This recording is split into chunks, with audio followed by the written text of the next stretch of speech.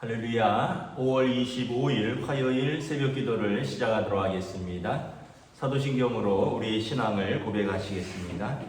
나는 전능하신 아버지 하나님 천지의 창조주를 믿습니다.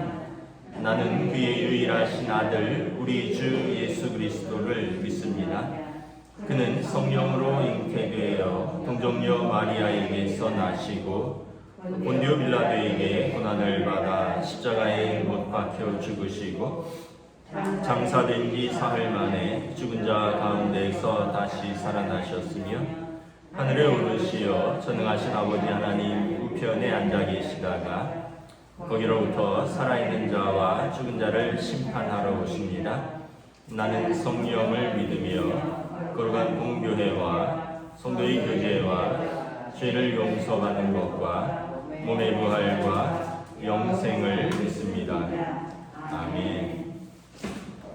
찬송가 310장 찬양하시겠습니다. 찬송가 310장입니다.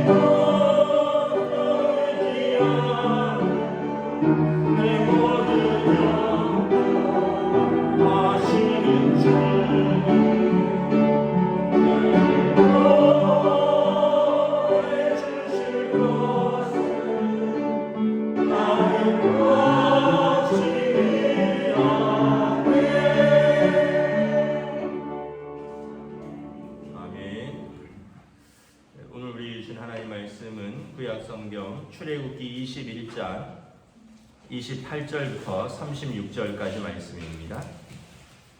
출애굽기 21장 28절부터 36절까지 말씀입니다. 찾으신 줄 알고 저와 여러분들이 한 절씩 교도하도록 하겠습니다. 출애굽기 21장 28절부터 36절입니다. 소가 남자나 여자를 받아서 죽이면 그 소는 반드시 돌로 쳐서 죽일 것이요 그 고기는 먹지 말 것이며 임자는 형벌을 면하려니와 소가 본래 받는 버릇이 있고 그 임자는 그로 말미암아 경벌을 받았으되 단속하지 아니하며 남녀를 막론하고 받아 죽이면 그 소는 돌로 쳐 죽일 것이고 임자도 죽일 것이며 만일 그에게 속죄금을 부과하면 무릇 그 명령한 것을 생명의 대가로 낼 것이요 아들을 받든지 딸을 받든지 이 법규대로 그 임자에게 행할 것이며 소가 만일 남종이나 여종을 받으면 소 임자가 은 30세겔을 그의 상전에게 줄 것이요 소는 돌로 쳐서 죽일지니라. 사람이 구덩이를 열어두거나 구덩이를 파고 덮지 아니하므로 소나 나귀가 거기에 빠지면 그 구덩이 주인이 잘 보상하여 짐승의 임자에게 돈을 줄 것이요 죽은 것은 그의 차지가 될 것이니라. 이 사람의 소가 저 사람의 소를 받아 죽이면 살아있는 소를 팔아 그 값을 반으로 나누고 또한 죽은 것도 반으로 나누려니와. 함께 읽습니다. 그 소가 본래 받는 버릇이 있는 줄 알고도 그 임자가 단속하지 아니하였으면 그는 소를 갚을 것이요 죽은 것은 그가 차지할지니라. 아멘. 할렐루야. 네, 오늘도 새날을 우리에게 허락하셨습니다. 하나님께서 은혜와 평강으로 함께 하시는 복된 날 되시기를 축복합니다. 봄비가 주룩주룩 내리네요. 또 은혜의 단비가 또 우리들의 마음에 우리들의 삶에 또 주님께서 적셔 주시기를 축복합니다. 어제부터 이제 십계명 이후에 이제 율례라고 하는데 어떤 시행 규칙, 세칙 같은 것들을 말씀을 보고 있습니다. 이 내용들을 지금에 다 적용을 할 수는 없고 우리가 간단하게 먼저 이 내용을 살펴보고 오늘에는 또 어떤 의미가 있을까를 좀 살펴보도록 하겠습니다. 28절부터 32절에 보면 소유자가 책임을 다하지 않아서 불의의 사고가 발생해서 사람이 죽는 경우에 대해서 그 책임과 배상의 범위를 말하고 있죠.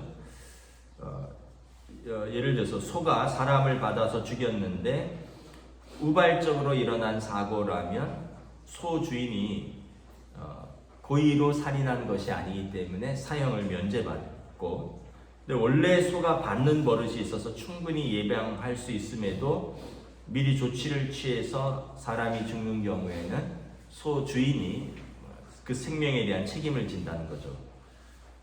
그래서 자기 생명으로 책임을 지든지 아니면 그 생명에 대한 속죄금 돈으로 배상을 해야 된다는 것입니다. 그래서 또 남종이나 여종의 경우에는 또 종의 경우에는 또 조금 다르긴 한데 이렇게 어떤 면에서 보면 동해동형법이 동해복수법 이는 이로 또 이런 것을 눈은 눈으로 이는 이를 일괄적으로 적용하는 것이 아니라 상황이 어떠느냐에 따라서 이 소에게 그런 버릇이 있느냐 없느냐, 그래서 그런 사고가 있었느냐 과거에도, 그렇다면 그 소를 단속하지 못한 주인에게 엄중한 책임을 묻는 거죠. 근데 이게 우발적인 사고라면 주인에게 책임을 가볍게 묻는 것입니다. 그래서 나름대로 합리적으로 적용을 하고 융통성 있게 적용을 하지만 결론은 무엇이냐면 남의 생명도 내 생명처럼 다루라는 거죠. 아니 난 몰랐다. 뭐 요즘 개 사고가 잇따르잖아요. 개가 다른 사람을 무는데 요즘 아예 하도 그런 것이 됐으니까 입마개를 하고 다니도록 돼 있죠. 우리 개는 안 문다고. 근데 여러분 주인이나 안 물지 낯선 사람이 가까이 가면 무는 거죠. 그런 거에 대해서 우리 개는 안 문다고. 그러면서 이제 입마개를 안 하고 맹견들도 있고요. 요즘은 뭐 애완견들이야 뭐 물어봐야 뭐 그렇지만 맹견들 있잖아요. 큰 개들, 뭐 양머리 개들이나 사냥 개들도 요즘 애완견으로 키우는데 그런 개들을 힘이 얼마나 셉니까? 막 주인이 줄을 놓칠 경우에 뭐 사람을 쫓아가서 물기도 하고 이런 것에 대해서 강력하게 처벌을 함으로 인해서 이제 소유자가 거기에 대한 책임을 물림으로 인해서 거기에 대해서 남의 생명도 내 생명처럼 귀히 여기라는 것입니다. 또 이제 그 가축끼리의 그 어떤 법도 나오죠. 가축끼리 예를 들면 이제 소가 33절에 보면 그 구덩이를 열어 두었는데 거기 구덩이를 덮지 아니하면 소가 거기에 빠지면 구덩이 주인이 보상을 하라는 것입니다. 소는 그 사람의 재산이죠. 소를 통해서 일을 하고 또 소를 통해서 뭐 고기를 얻고 우유를 얻는데 구덩이를 이제 파놓고 그 구덩이를 이렇게 잘 이제 관리하지 않아서 남의 소가 거기에 빠져서 죽거나 이를 이제 다치면 그러면 거기에 대한 소값을 분명하게 보상을 해야 된다라는 것입니다. 그래서 이 또 소가 소를 또 받아서 35절에 보면 이 사람의 소가 저 사람의 소를 받아서 죽으면 살아있는 소를 죽은 자의 소의 값으로 팔아서 주고 죽은 소는 이제 먹지 못할 것이라 이런 식으로 해서 이제 어떤 면에서 보면 소 피해를 입은 주인에게 잘 보상을 하라는 거죠. 이런 보상을 하지 않으면 어떻게 될까요? 누가 자기네 집 뭐 작업하느라고 구덩이를 파놓고 거기에 사람이 다치거나 소가 다쳐도 아무런 보상을 하지 않고 배상을 하거나 형벌을 받지 않으면 그러면 이제 사람들이 함부로 관리하고 안전에 대해서 이제 불감증이 있게 되고 그렇게 되면 누구 다쳐도 나 몰라라 한다는 거죠. 그래서 사람뿐만 아니라 짐승에 대해서도 이제 배상을 하고 그래야지 이제 이것이 공평한 또 법 집행이 되고 공정한 사회가 된다는 것입니다.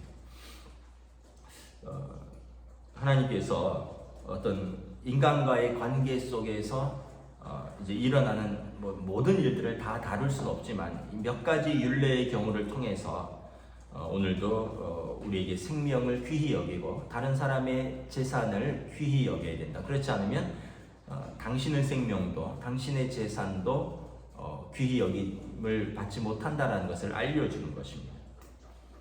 제가 어제도 좀 간단하게 언급했는데 중대재해처벌법이라는 것이 국회에서 최근에 간신히 통과됐나 그런 것으로 알고 있는데 그게 내용이 그겁니다.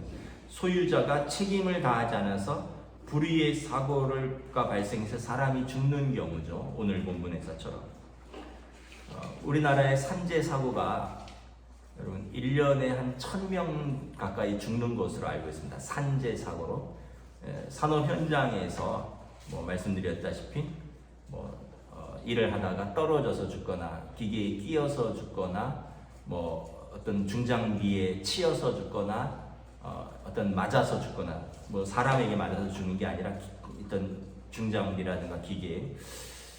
근데 이런 일들이 왜 일어나냐 하면 이제 크게 보면 비용의 문제입니다. 돈의 문제. 예를 들면 2인 1조로 작업을 해야지 안전한데 그렇게 되면 두 사람의 비용이 되니까 한 사람의 비용으로 하는 거죠. 예를 들면 여러분 지게차 같은 것이 공장 안에서 우리 동네도 지게차 엄청 많이 다니죠. 움직이면 의무적으로는 원래 두 가지를 하게끔 돼 있다 그래요. 지게차가 움직일 때 이게 백을 할 때 뒤로 움직일 때 반드시 경고음이 울리도록 돼야 돼. 삑삑삑 소리가 나서 뒷사람이 들을 수 있도록. 두 번째는 다른 사람이 주변을 통제해야 된대요. 이게 후진하고 이럴 때는. 그런데 이제 뭐 작은 기업들 또 큰 기업들은 워낙 그 안에 소음도 크고 또 일들이 복잡하다 보니까 이걸 2인 1조로 하기가 어려운 거예요. 작은 기업들은 비용 문제로, 뭐 큰 기업들도 그렇겠지만 그 현장 자체가 워낙 위험한데, 그래서 이제 혼자서 뒤도 봐야 되고 앞도 봐야 되고 하다가 다른 동료 직원이 다른 일을 하느라고 못 보면 지게차에 탁 치면, 그럼 저희 군대에 있을 때 그 저희 부대 방어용으로 발칸포가 있었는데, 발칸포는 항공기가 근접할 경우에 20mm 포로 쏴서 비행기를 격추하는 중화기입니다. 이 발칸포를 트럭에 이제 이렇게 실어 놓습니다. 근데 그 트럭을 이제 어떤 면으로 말하면 이제 지지하려고 산발이 같은 걸로 이렇게 세워둔 거죠. 예. 근데 이제 이걸 이동을 가끔 하거든요. 이동을 하는데 산발이를 다 거두면 이제 바퀴가 다 드러나서 바퀴가 이동하는데, 아마 이런 날이었을 거예요. 비도 오고 안개가 좀 짙은 날, 이 바퀴 하나당 산발이가 3개씩 있잖아요. 이거를 거뒀다고 생각했는데 하나가 나와 있었던 거예요. 산발이가. 그 차가 이동을 하는데 옆에 있던 병사 발목을 탁 치고 간 거죠. 어떻게 됐을까요? 영구 발목이 절단됐어요. 영구 장애를 입는 거죠. 이게 군대에서도 비일비재하고 산업재해 현장에서도 비일비재한다는 거예요. 아주 이 사람 2인이서 작업을 한다거나 아니면 피곤하거나, 왜냐하면 너무 일이 과중하니까 피곤하거나 또 혼자서 하기 어려운 경우가 있거나, 그래서 이런 것들에 대해서 기업의 사업주에게 위험 방지의 의무를 부과하는 거죠. 사망 시에는 형사처벌을 하고 징벌적 손해배상을 최대 5배까지 하는 그런 것들을 하는 거죠. 근데 이제 기업주들은 기업 활동을 위축시킨다. 영세업자들은 그럼 우리는 이 비용을 내고는 일을 못한다. 그래갖고 이제 5인 미만 사업장은 예외로 적용을 시키고 50인 미만 사업장은 3년간의 유예 조치를 두고 이제 적용을 하도록 한 거죠. 이게 이제 태안화력발전소, 여러분 20살짜리 청년이 태안화력발전소 그 어두컴컴한 데서 혼자 탄 이렇게 싣고 가는 그 컨베이어 벨트 관리하다가 기계가 멈추니까 기계가 멈춘 것을 이제 어떤 원인이 있는가 들여다보다가 갑자기 기계가 움직이면서 컨베이어 벨트에 몸이 말려 들어가면서 죽은 사건인데, 그 위험한 작업을 혼자서 했다는 거죠. 그 캄캄한 그 지하에서 그 머리에 그 등 하나 켜고 숙련된 노동자랑 2인 1조로 해야 되는데 비용을 아끼려고 막 20살 지난 젊은이가 타양에 와서 돈 벌다가 그렇게, 그 어머니 마음이 어떻겠어요. 그런데 이제 아직도 그런 일들이 곳곳에서 일어나고 있다라는 거죠. 여러분, 생명처럼 귀한 것은 없다. 비용을 들여서라도 생명을 안전하게 일을 하는 환경을 조성하는 것이 선진국입니다. 여러분, 선진국은 소득이 많은 국가가 선진국이 아니라 소득도 많지만 그 소득에 합당하게 생명을 중히 여기는 거예요. 그 미국 같은 나라는 이런 법이 아주 엄격하기 때문에 굉장히 과잉으로 안전을 강조합니다. 예를 들면 어떤 건물에 리모델링 공사를 하잖아요. 그러면 그 건물 주위를 통행을 못해요. 빙 둘러서 가야 됩니다. 아니면은 거기에 뭐 이렇게 여러 가지 안전 콘을 세워놓고 사람이 양쪽에서 경광등을 들고 이렇게 하는데, 우리나라 여러분 큰 건물 리모델링 할 때 보면 위에는 이렇게 뭐 비계라 그러나요? 뭐 이런 거 이렇게 안전 그물하고 이렇게 가려놓고 사람들이 그 밑으로 다 지나다닙니다. 근데 이제 안전할 때는 문제가 안 되지만 거기에서 돌이 떨어진다거나 아니면 철제 구조물이 무너진다거나 이러면 거기에서 작업하는 사람도 위험하고 그 밑을 지나다니는 사람들도 위험하죠. 근데 이제 미국 같은 경우는 중대재해처벌법이 워낙 강력하니까 징벌적 손해배상이 워낙 세니까 안전하게 사람 세우고 그것이 훨씬 싼 거죠. 사고가 나서 비용을 부담하는 것보다. 그러니까 그 의도가 그건 거죠. 사람의 생명을 구하는 것이 한 명 덜 써서 비용을 절감하는 것보다 더 중하다라는 것을 법이 규정을 해야 된다는 거죠. 또 우리나라에 또 어떤 문제가 있냐면 우리나라가 능력주의입니다. 능력주의. 능력주의가 나쁜 건 아니에요. 열심히 한 사람, 능력 있는 사람이 보상을 많이 받는 거죠.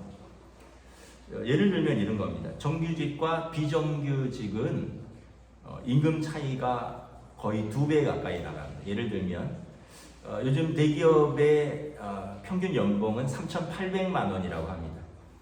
비정규직은 시간당 최저임금이죠. 8,720원을 받는 사람들입니다. 시간당. 이분들은 25일 25일 동안 주당 52시간 이상 노동을 하지 못하도록 되어 있으니까 204시간인가요? 그렇게 따지면 한 180만 원 정도 받을 겁니다. 뭐 모르겠습니다. 주휴수당을 좀 포함하면 좀 더 올라갈 수 있고. 근데 이제 단순 계산으로 하루 8시간 25일을 8,720원으로 근무하면 174만 4천 원이에요. 174만 4천 원.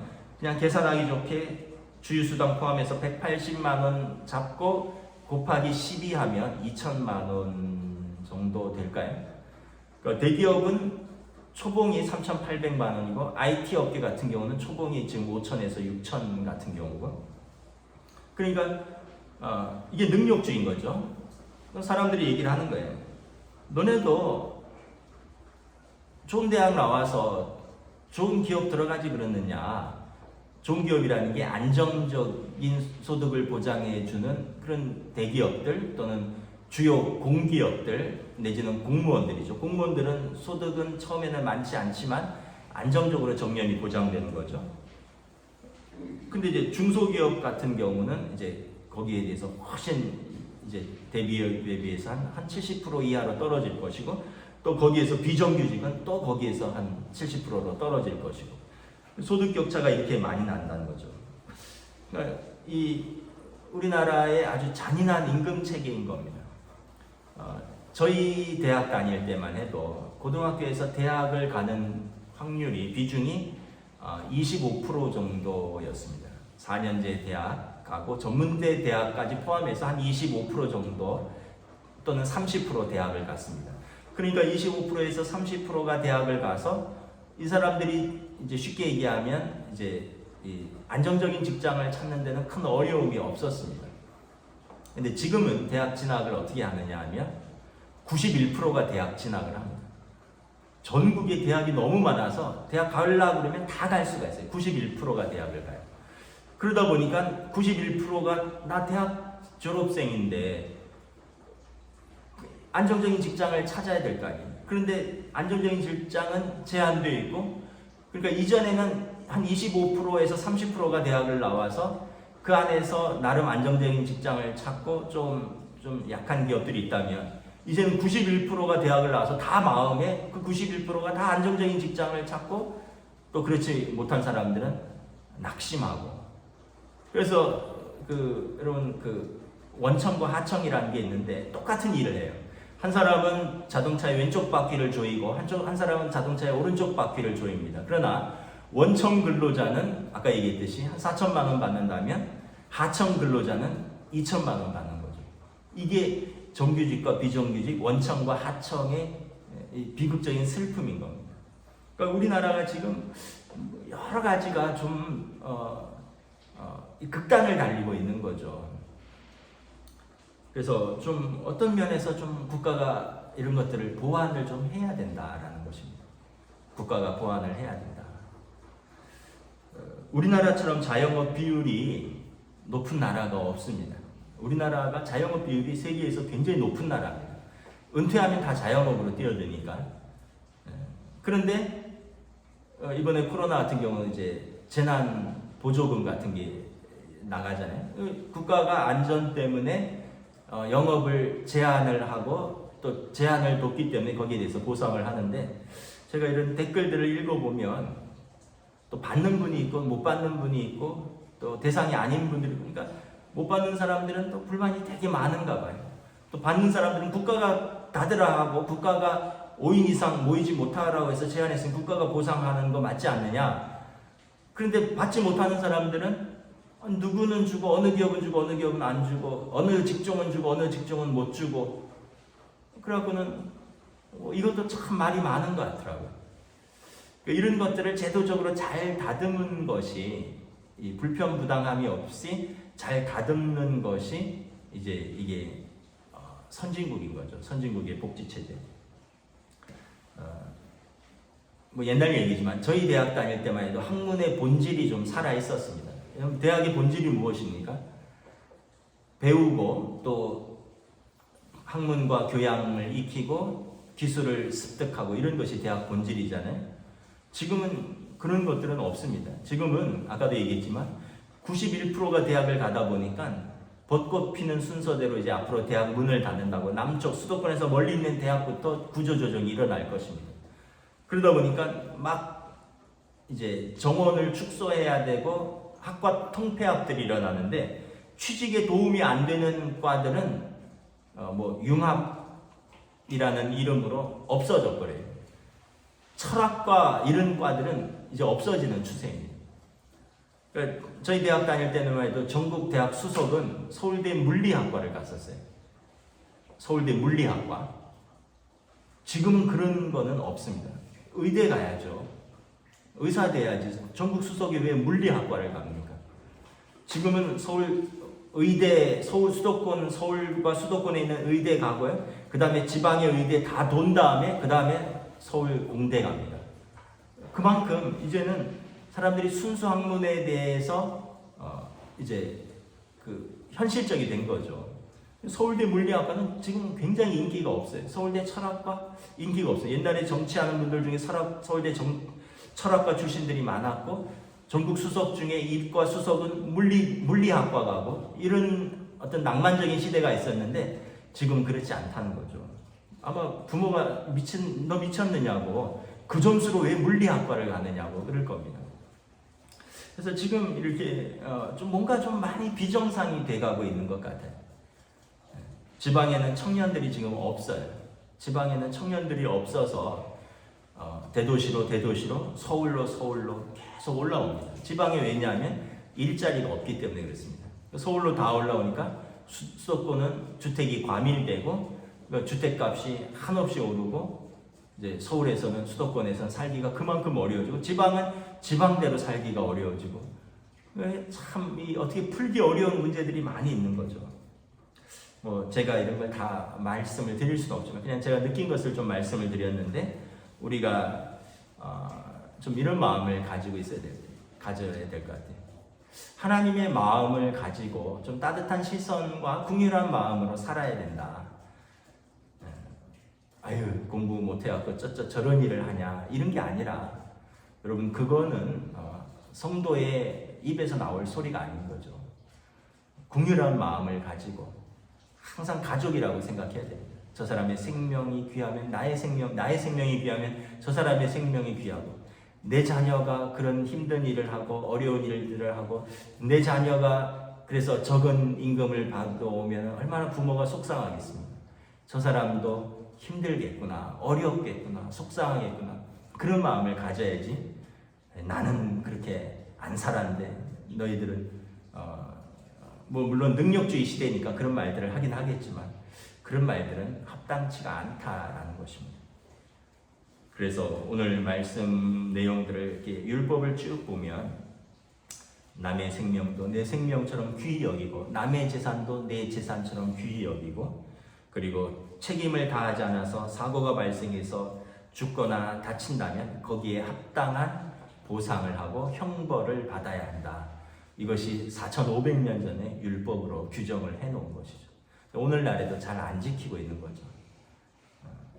말씀을 마치겠습니다. 여러분, 그냥 생활 속에서 뭐 우리 새벽기도 하는 분들이 뭐 다 기업을 운영하는 것도 아니고 그렇지만, 여러분, 우리가 다 생활 속에서 주님 주신 마음을 잃지 않고 주님 주신 긍휼한 마음과 따뜻한 시선으로 살아가면 어려움 속에서도 좀 행복한 우리 사회가 되지 않을까 싶습니다. 기도하겠습니다. 하나님 은혜를 감사합니다. 오늘 말씀에서처럼